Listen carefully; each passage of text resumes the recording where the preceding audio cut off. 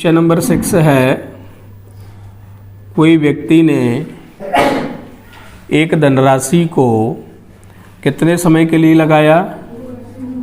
2 वर्ष के लिए उसने उसको जो है लगाया।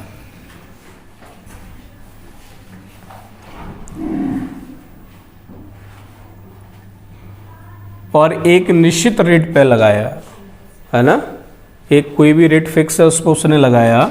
वो कह रहे हैं यदि रेट 3% अधिक पे लगाया होता, रेट को कितना अधिक कर देता, वो 3% अधिक कर देता, तो बोले उसको 72 रुपये ज़्यादा मिलते।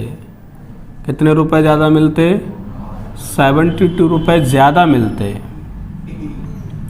यानी जब अधिक कर देगा 3% तब उसको 72 रुपये ज़्यादा मिलेंगे।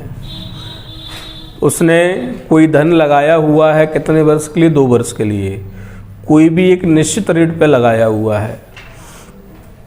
अब वो कह रहे हैं कि यदि वो 3% अधिक रेट पे लगाते, यानी रेट कितना बढ़ा देते? 3%, तो उनको कितना रुपए ब्याज ज़्यादा मिलता? ये तो आप जानते हैं 3% का मतलब क्या है? 3% वार्षिक, यानी 1 वर्ष में कितना? 3%। समय कितना है? 2 वर्ष। तो उसको टोटल परसेंट में कितना ज़्यादा मिलता है ब्याज? 6%। 3% यदि अधिक में लगाता तो 1 वर्ष का 3% और दूसरे वर्ष का भी 3%। टोटल उसको परसेंट में कितना ब्याज मिलेगा? और ये प्रश्न में दिया है कि रुपए कितने हैं? वो कह रहे हैं कि 72 रुपये ज़्यादा मिलते। तो क्या 6% 72 के बराबर होगा? तो 1% 72/6। हमको चाहिए मूलधन। मूलधन कितना होता है? 100%। जैसे CP 100% होता है, वैसे मूलधन भी अपने आप का कितना होता है? 100%। तो ये 100% हो गया।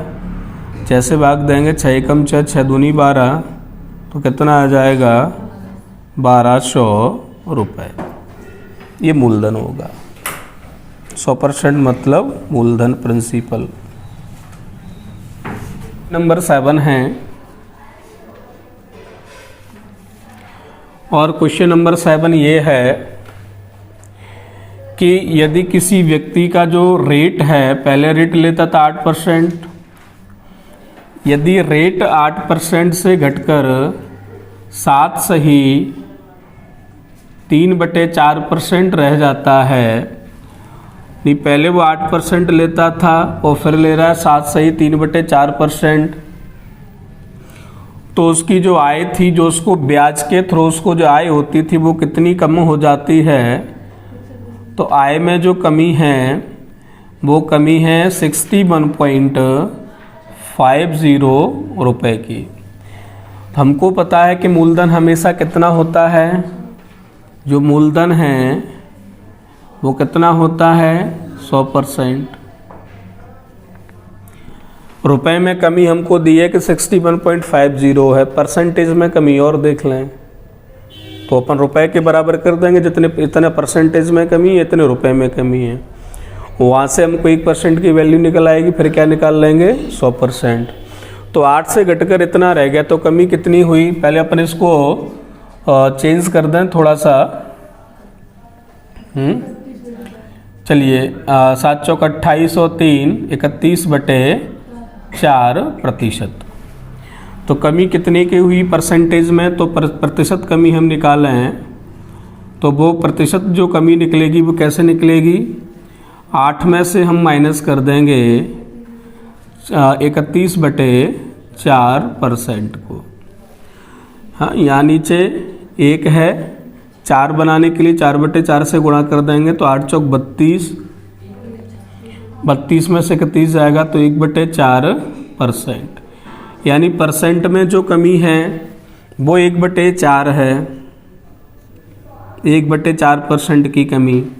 और जो रुपए में है वो,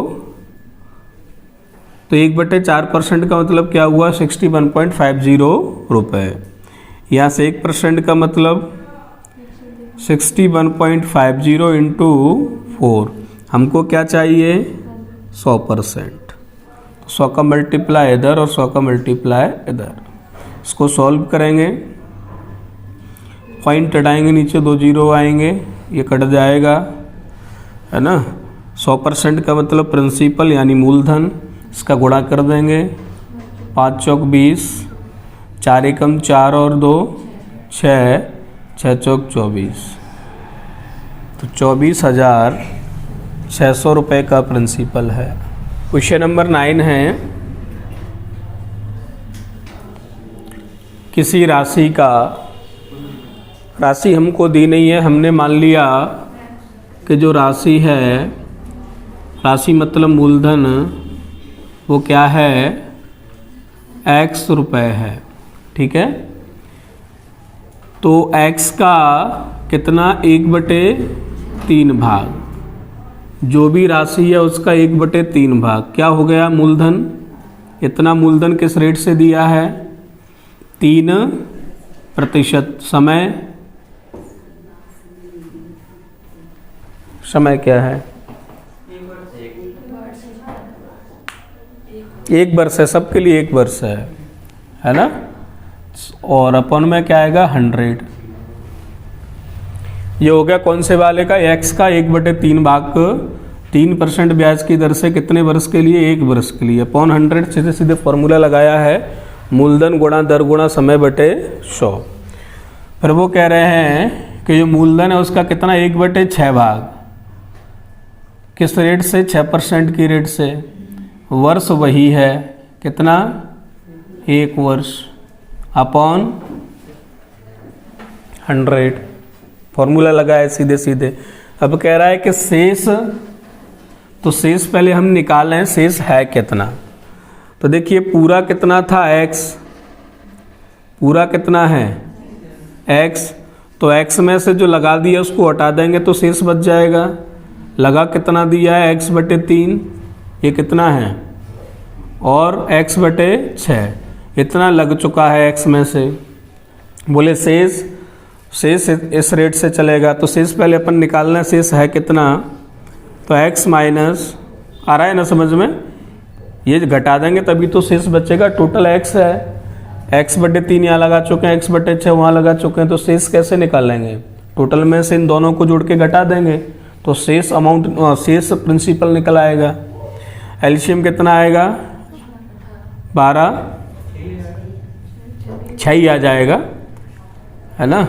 या डायरेक्ट ही जोड़ दो, इसको 6 बना दो, 6 के लिए 2/2 का गुणा करोगे तो 2/2x और 1x कितना हो जाएगा, 3x/6, और ये कट जाएगा तो कितना आ जाएगा, x माइनस x/2।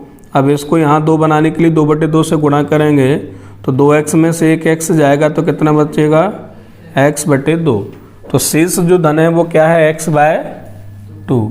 इसको किस रेट से लगाते हैं, 8% से, तो मूलधन गुणा दर गुणा समय, तो 1 वर्ष है बटे 100, और टोटल ब्याज, ये भी ब्याज है, ये भी ब्याज है, ये भी ब्याज है, टोटल ब्याज कितना है, 600 रुपये। तो सब किसके बराबर होगा, 600 रुपये के बराबर। 3 से 3 कट जाएगा, x/100, यहाँ 6 से 6 कट जाएगा, x/100, और यहाँ 4 बार कट जाएगा, यानी 4x/100 बराबर 600। सब बेस समान है, डायरेक्ट जोड़ दो, x 2x और 4x, कितना हो जाएगा, 6x/100 आएगा। 100 को उधर ले जाऊं तो क्या हो जाएगा, 600 × 100, है ना। यहाँ नीचे लिखेंगे 100, चलो यहाँ लिख देता हूँ नीचे। अगले स्टेप में क्या ले जाएंगे, उस साइड, तो 6x बराबर कितना हो जाएगा, सॉरी x बराबर ही निकाल लेते हैं, 600 × 100 का गुणा हो जाएगा, 6 से क्या दे दें, भाग, 6 एकम 6, और 100 का आपस में गुणा करेंगे तो कितना आ जाएगा, 10,000 रुपये। क्वेश्चन नंबर 10 है, और क्वेश्चन नंबर 10 ये है कि कोई धन कितने वर्ष के लिए लगाता है? कितने वर्ष के लिए? 6 वर्ष के लिए, 3 वर्ष के लिए? 3 वर्ष के लिए। रेट है 6% और प्रतिवर्ष कितना बढ़ता है? 1.5% इंक्रीमेंट होता है, ये वृद्धि होती है प्रत्येक वर्ष। तो अब मुझे बताओ पहले वर्ष में कितना ब्याज मिलेगा? 6%। पहले में तो 6% ही मिलेगा। दूसरे वर्ष में 1.5 और बढ़ जाएगा तो कितना हो जाएगा? 7.5%। 2 वर्ष का हो गया, 1 वर्ष अभी और शेष है। अगले वर्ष 1.5 और बढ़ जाएगा तो 7.5 में 1.5 जोड़ देंगे तो कितना हो जाएगा? 9%। ये टोटल ब्याज है प्रतिशत में। और दिया कितना है? 8190। टोटल ब्याज रुपए में ये है, टोटल परसेंटेज में ये है। तो अब बताइए 9 और 6 15, 15 और 7 7.5, 22% बराबर 8190। ये किसका है? 22.5%। मूलधन का ब्याज किस पे मिलता है? मूलधन पे। और मूलधन कितना होता है अपने आप का? 100%। तो पहले हम 1% निकालें। 8190 अपॉन 22.5। 100 का मल्टीप्लाई इधर और 100 का ही मल्टीप्लाई इधर। तो ये क्या बन गया अब आपका? प्रिंसिपल यानी मूलधन। पॉइंट हटाएंगे, 1 0 और बढ़ जाएगा। 25 नाम 225, 25 चौक 100, 9 से 9 81, 9 एकम 9, 4 से गुणा और कर देंगे इसमें तो 4 एकम 4, 9 चौक 36। तो जो प्रिंसिपल है वो कितना है? 36,400। क्वेश्चन नंबर 11 है, एक व्यक्ति ने कितना पहले कितना धन लगा रहा है? 5,000 रुपये। 5,000 रुपये का जो धन है वो कितने वर्ष के लिए? 2 रेट 2 धन लगा रहा है, एक 5,000 का है और एक 3,000 का है।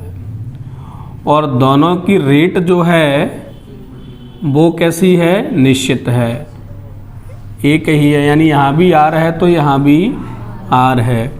समय अलग अलग है, इसको 2 वर्ष के लिए और इसको 4 वर्ष के लिए। मूलधन गुणा दर गुणा समय बटे नीचे क्या आता है? फॉर्मूले से 100। क्या हो गया ये? ब्याज। मूलधन गुणा दर गुणा समय बटे 100 क्या हो गया?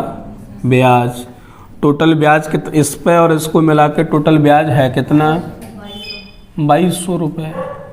बस अब केवल आर निकलना है हमको। तो आप देखेंगे 2 0 से 2 0 और यहाँ भी 2 0 से 2 0 कट जाएंगे। ये हो जाएगा आपका 50 दूनी 100 आर प्लस 4 तिया 12 यानी 120 आर बराबर 2200।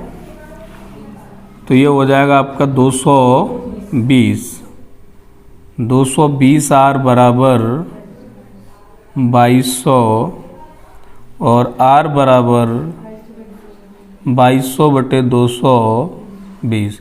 0 से 0 कट जाएगा, 22 एकम 22। तो आर कितना आ गया हमारा? 10%।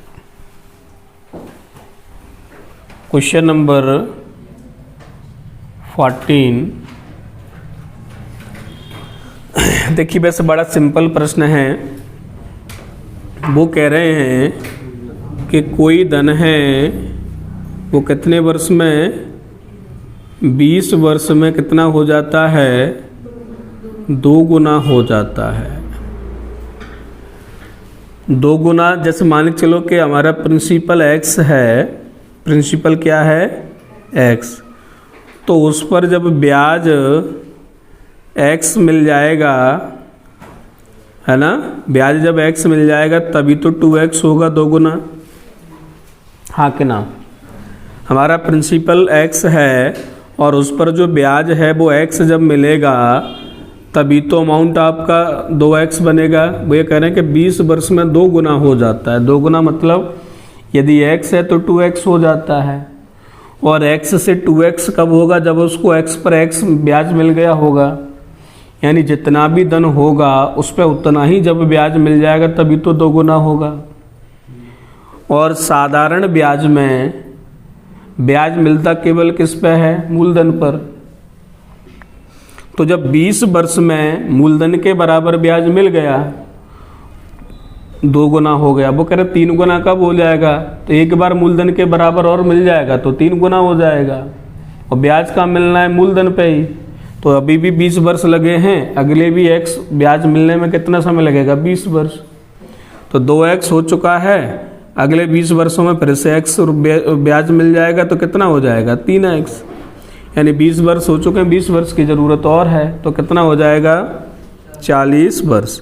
तो हम ऐसे ही कर सकते हैं, कुछ करने की ज़रूरत है नहीं। फिर से बताता हूँ, कोई धन 20 वर्ष में 2 गुना हो गया है, इसका मतलब ये है कि अगर मूलधन हमारा x रुपये है तो इस पर ब्याज जो x मिल जाएगा तभी तो 2 गुना होगा। और ब्याज मिलता किस पे? मूलधन पे, हमेशा साधारण ब्याज में। तो x रुपये ब्याज मिलने में समय कितना लगा है? 20 वर्ष का, तो 2 गुना हो गया। 3 गुना करने के लिए x रुपये ब्याज और चाहिए, तो x रुपये ब्याज कितने वर्ष में मिला है? 20 में, फिर भी 20 में ही मिलेगा तो समय कितना हो जाएगा? बढ़ के 40 वर्ष। तो जो धन है वो 3 गुना कब हो जाएगा? 40 वर्ष में। ऐसे नहीं करना चाहते हैं तो आप मुझे बताइए, फॉर्मूला क्या होता है? ब्याज बराबर, तो जब वो 3 गुना यहाँ से हमको उसके लिए फिर रेट निकालना पड़ेगा, है ना, फिर लगाएंगे। तो जब 2 गुना हो रहा था तब ब्याज कितना मिलेगा? x मिलेगा कि नहीं? और मूलधन गुणा दर हमने मान ली r गुणा दर गुणा समय कितना है? 20 वर्ष बटे 100। बोलिए कुछ गलत किया क्या? ऐसा ही बराबर क्या होता है? P into R into T upon 100, वही किया है। जब 2 गुना हो जाएगा कितने वर्ष में? 20 वर्ष में, तो x मूलधन पर ब्याज कितना मिल चुका होगा? x रुपये, तभी तो 2 गुना होगा। तो यहाँ से हम क्या निकाल लेंगे? रेट। r बराबर क्या हो जाएगा? x में किसका गुणा होगा? 100 का, और डिवाइड में कौन आएंगे? x into 20। x से x कट गया, 20 5 100, यानी रेट कितना आ गया? 5%, है ना। रेट कितना आ गया? 5%। अब वो कह रहे हैं 3 गुना होने के लिए, तो 3 गुना कब होगा? कोई धन मूलधन x से 3x कब होगा? जब उस पर 2x ब्याज, x तो है ही पहले से, 2x क्या मिल जाए? ब्याज, तभी तो 3 गुना होगा। जब मूलधन पर उसको 2x रुपये ब्याज मिल जाएगा तभी तो 3 गुना होगा। तो फिर से अपन वही फॉर्मूला लगा रहे हैं, ब्याज बराबर ब्याज कितना है? 2x, ब्याज बराबर मूलधन कितना है? x, गुणा दर कितनी है? दर हम अभी निकाल चुके हैं, दर कितनी है? 5, समय हमको निकालना है अपॉन 100।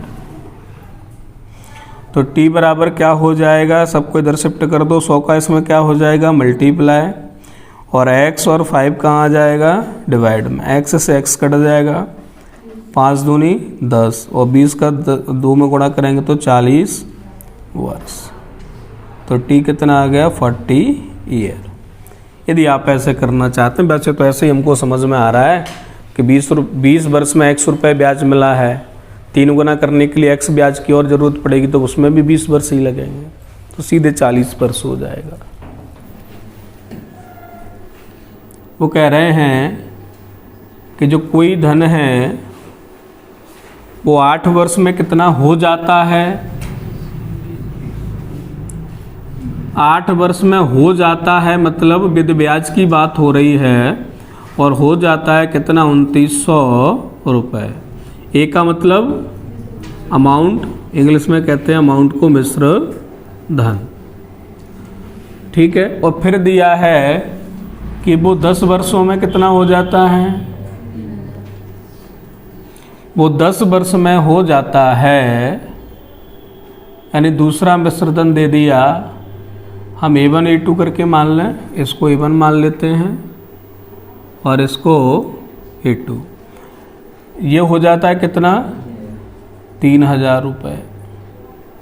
तो वो पूछ रहे हैं कि रेट क्या है, रेट ही पूछ रहे हैं।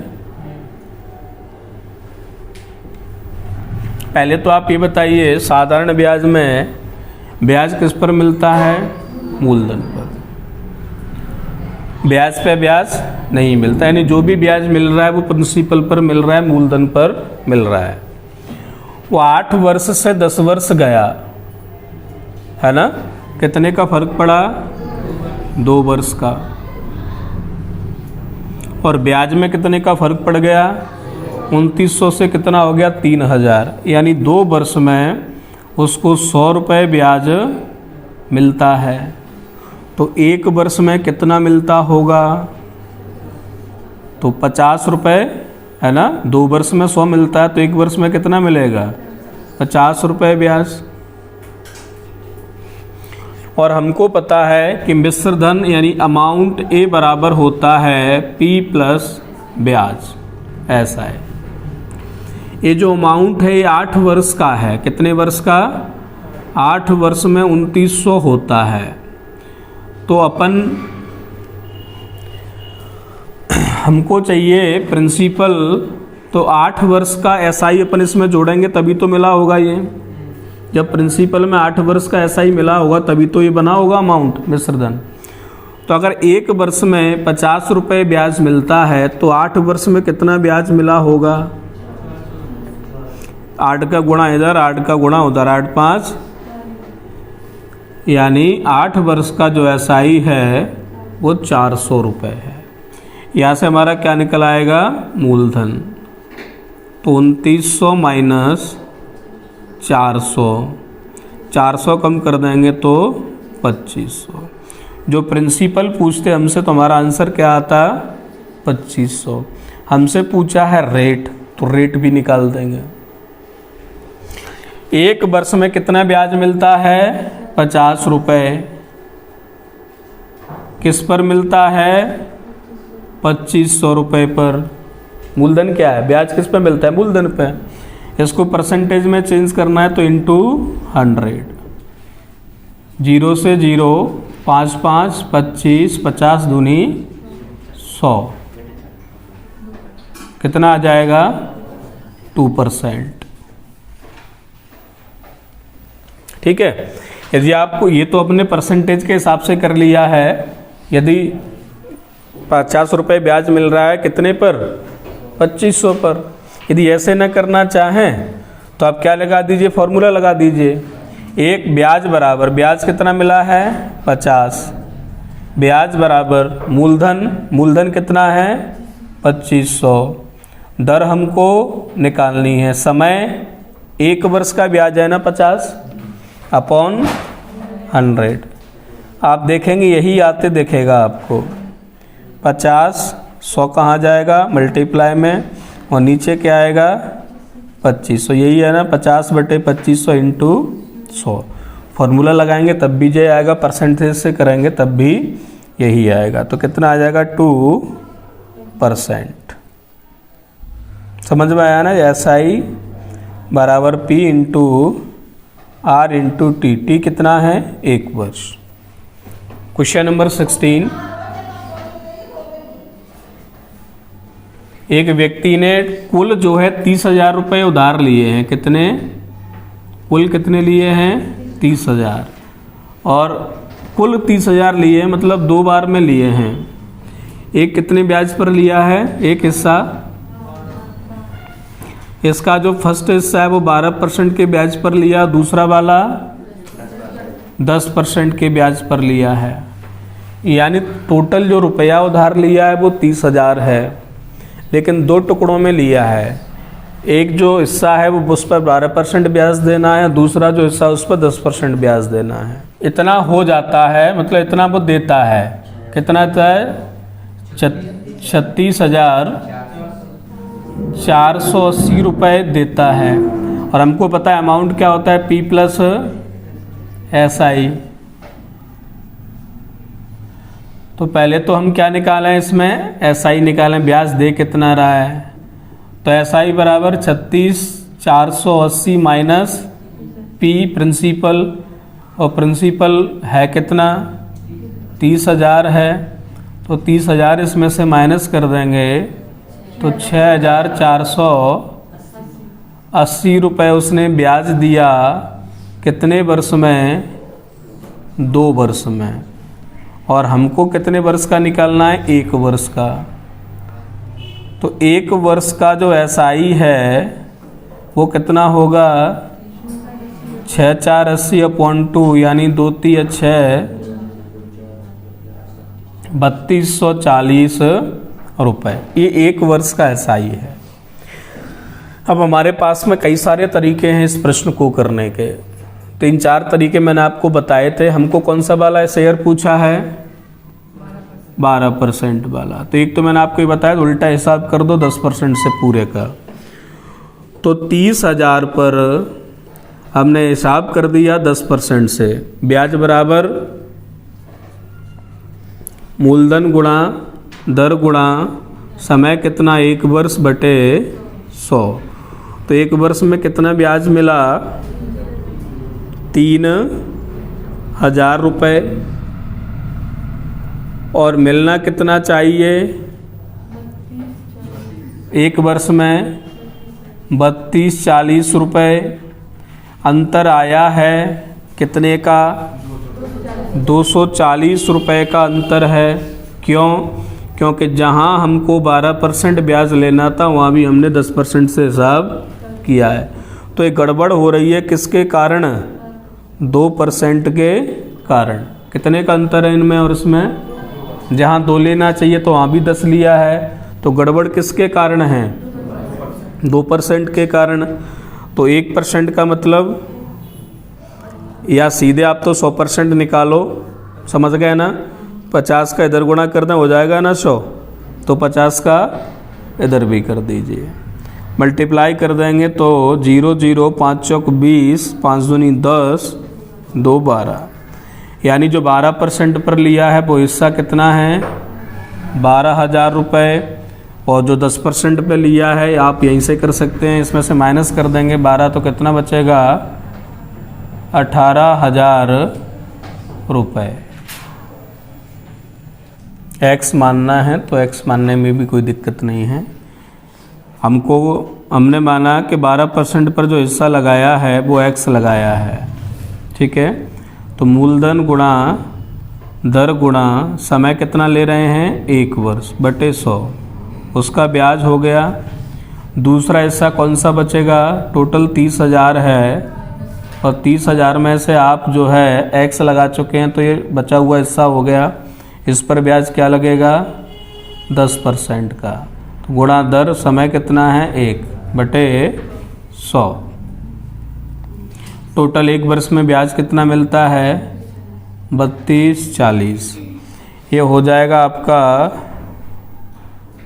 12x बटे 100, और ये 10 का अंदर गुणा करेंगे तो 30,000 कितना हो जाएगा, 3 लाख माइनस 10x बटे 100। 100 तो इसके नीचे भी आएगा ना, पूरे के नीचे इसमें भी है और इसमें भी है, दोनों के नीचे, इसके भी और इसके भी। 3240, यहाँ 2 जीरो कट जाएंगे। 12x बटे 10 में से 10x बटे 100 माइनस होगा, 2x बटे 100 बचेगा। इसको अपन उधर ले जाएंगे 3,000 को, तो उसमें से माइनस हो जाएगा, कितना बचेगा, 240। तो x बराबर कितना आ जाएगा, यहाँ पे x बराबर 240 इंटू 100/2, कितना आ जाएगा, 12,000। लो x से हो गया।